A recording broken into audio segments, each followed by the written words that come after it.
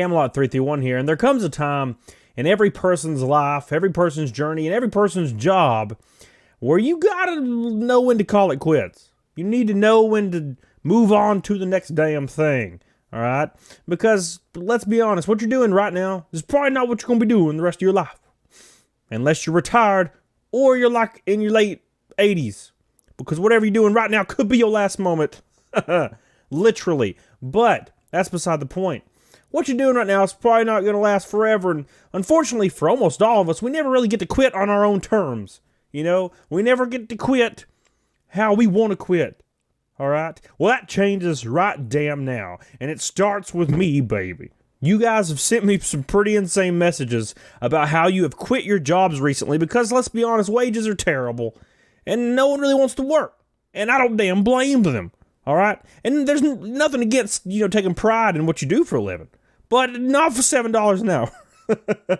Sorry. Nowhere is worth that. But we're going to go through these, and these are going to blow you away. And wait till the last one. It's absolute damn betrayal. But before we get into it, please do me a favor right now. I'll even wait for you. Go down there and hit the thumbs up doodle. Damn it. That's important. All right? Message me on the social medias. Follow me on there. And don't forget to subscribe right here on this channel. We're almost to 200K. We're basically famous now. Basically. So first one, check this out. We're gonna get our needle wet, and we're gonna read the first one right here. It says right here, years ago I worked in a restaurant and it was Christmas time. This place was supposed to function with 4 waitresses, a busboy, dishwasher, manager, and 2 damn cooks, baby. Only the manager and I showed up. He did the cooking and I took orders, served bus tables, and washed dishes and so on. During this, I accidentally dropped 2 bread plates and they broke. My manager says to me, I'll have to take those out of your pay. I told him that was funny, thinking he was joking, because obviously, right? He wasn't. I turned around and grabbed a stack of dinner plates, threw them on the floor, and said, take those out of my pay too, and walked out to leave him in the whole mess. Ooh, that's satisfying as hell. Because, to be honest, I want to break shit. I just want to break... To be honest, I'd like to just break the things. That's beside the point, but that guy could just go jump off a damn cliff. Imagine going into work, and it's just you. You're the loyal servant. Why? I don't know, but you're loyal, okay? And you go in with your manager, no one else is there. And out of the kindness of your damn heart, you didn't throw everything off a cliff to begin with. And then he tells you he's taking some stuff out of your pay. You best believe I'm going to go out there and throw hands right at his face. All right? I'm going to go throw hands at his face. He going to have at least 2 hands at his face. Multiple times. You can take that out of my pay too. The hands. All right? Because I don't need them because they're going to be in your damn face. This one right here says, worked at a mall retail store in college for a couple of years. When I was just a lowly peasant, the manager was great to work for. Once I became a key holder is when things changed. I learned very quickly why the other key holders didn't last very long. The manager would make rash decisions that would then be blamed on everyone but her. Holy hell, here we go. Last straw was when the evening shift didn't change out some signage, and I get in the next morning having no idea there was new signage to be put out. She came in and berated me about the signage not being updated. I walked in the back, dropped my keys off, told her I quit, and walked the hell out.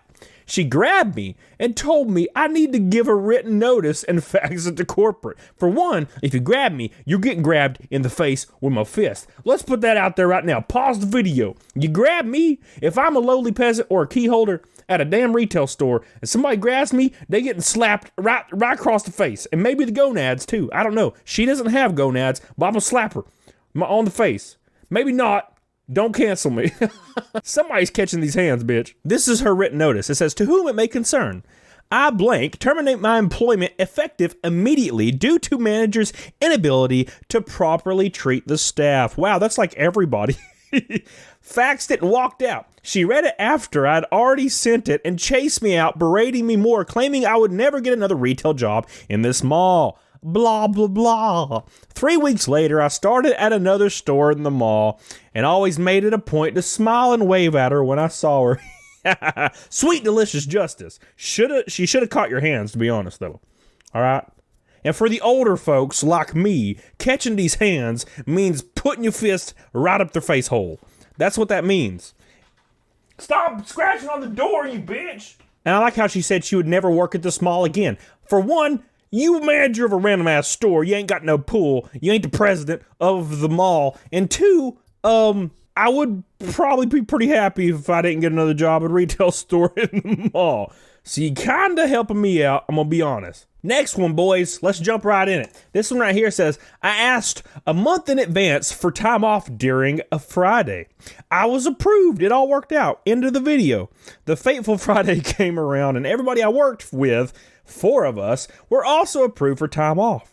We all had the same exact event to attend. Let's hope it's not a funeral. The manager calls me the night before and tells me that I need to come in. I told him I had already made the plans and that I was approved months ago with emails to show for it. He responded by telling me if I didn't show up, I'd be fired. I just didn't go. F you, Jason. Yes, Jason, if you're watching this, you a bitch. You gonna catch these hands. Everyone's catching hands today, all right? Okay? That's what you're doing today, Jason. You catching these hands. Lady walking through the mall, yelling at me about faxing something. Catching these hands. Jason, you already caught the hands, baby. I've seen your face. Next message. This one says, HR dude calls on Friday at 6 p.m. Says, hey, I'm really sorry. The insurance company won't cover you until you're an employee for 60 days. I respond with, well, that's a damn shame, since you promised that you'd cover me and my children right away. That you had arranged the 60-day things was not going to apply to me, and I told you that was the condition for me accepting this job. Also, my son's surgery is literally on Monday in 2 days. And he was shocked that I quit the next week. Just totally livid that I gave a week's notice. You know this means you'll never work here again. Yeah, George, that's kind of the effing point. For one, look, devil's advocate, most companies do have that kind of policy, 90 days, 60 days, 6 months. But if the hiring manager told him that, bruh, it's over. All right, it's over. Look, manager's in the wrong. But what is that when they say, you know, you'll never be able to work here again? It's like, yeah, that's why I'm leaving. Because I don't want to. But that ain't all, baby. That's not the worst way you can quit, and maybe the best way. Actually, the worst way would probably be the best way going in line with this video. Check this one out right here. This one says right here, took a job as a government contractor for the Army Corps of Engineers. Required a security clearance and another IT cert. I thought this was going to be a great gig. Day one, after putting a 3-week notice in for my other job so they had plenty of time to get ready, no credentials were set up for me, so I couldn't do anything. That didn't stop me though, baby. I worked with network people, system administration. I found things to do. The management, however, wanted me to work on tickets, which involved credentials, and that after 3 more weeks, I still didn't have. So you have to be able to log into the system. He was not able to because the management sucks. Keep in mind, government contractor makes a lot of sense. I kept explaining that I couldn't even get into the ticket system to view tickets. Nothing. Put up with this for another month as they kept pressing me to do tickets. I point at my screen and say, where are my credentials to update tickets? Where's my CAT card? My administration token? None of it damn matters. You ain't giving me anything to work with, baby. It's like, hey, I want you to go clean the house next door. And then you're like, okay, I need a key to the front door. And they're like, too damn bad. You're going to have to figure out a way to make a key out of your own ass, because that's what we're doing. Eventually, I realized this job was a scam, just a body that was here to fill metrics, and also found out this was a recurring theme for this location, and the last guy spent 1 day before quitting. I put a 1-week notice in to get the hell out as soon as I could. The best insult to this is, as my review paper is stating, that I gave a poor performance for the job. What job? I begged and pleaded for them to let me do something, anything, tickets, barge work, traveling. I wouldn't shut up, baby. I was told to sit at my desk and things would be taken care of. Never again will I do government work. This isn't the first government job message I've ever gotten. It ain't gonna be the last. Because let's be honest, the government can barely run a damn website. How you think they're gonna run a giant company? They ain't. That's the point. But this next one right here, is the most betrayal I've ever read.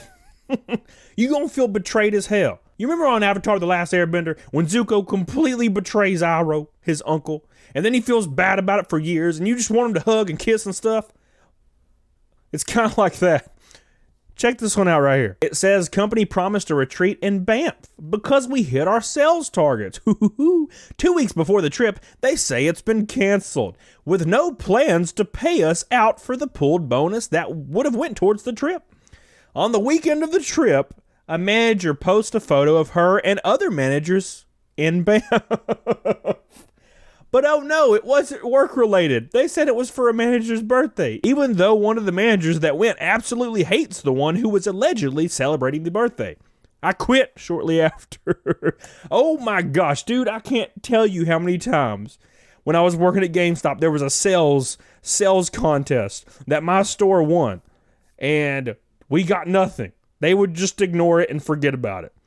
I had a story once. On an older video where the third key I had won a contest and they were supposed to get like a $300 bonus or something. I can't really remember the specifics, but they just never delivered. Hell yeah, right? What'd you guys think? That is some of the craziest ways you can quit a job. Now, we're not done here, all right? I've been in a weird headspace thinking about quitting my job, which is the YouTube, and traveling to the mountains and becoming a damn monk or something. That sounds great. You may not think so, but this lifestyle is very stressful because you got to do it yourself. There is nobody else. It's just me, and that's it. But that's beside the point. I want you guys to go to the comments right now, and I want you to comment the craziest way you've ever quit a job, or how would you want to, or whatever you had for breakfast, or how your stools look. That's perfectly fine. Follow me in all this stuff, and make sure you do me a big old favor. Make sure you get the hell on it. Doggone it. Yeah, that's about right. Bye. Yeah.